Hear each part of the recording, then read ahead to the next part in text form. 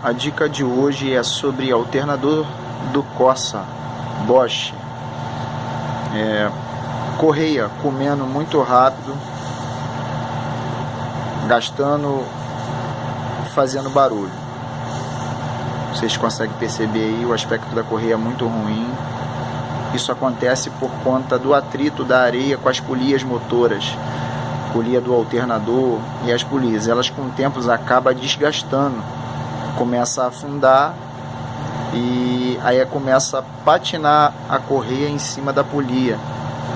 A solução é substituir, botar uma polia nova, trocar a correia, colocar uma correia de qualidade.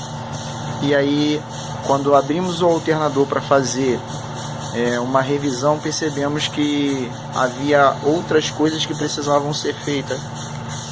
Coisas normais de revisão de alternador, troca de rolamento, e percebemos que a escova do alternador, uma gastou mais do que a outra. Isso é bem normal, que a escova que forma o campo magnético sempre vai gastar mais do que a outra. E o coletor gastou. Antigamente era preciso fazer a troca do coletor do rotor por inteiro por causa do coletor. Hoje já se vende o coletorzinho novo, muito fácil de trocar, só descavar os fios da bobina, levantar, batendo ele assenta, você consegue fazer a recuperação do rotor sem ser preciso trocar. E aí diminuindo o custo, diminuindo também o valor. Fica a dica aí, um abraço.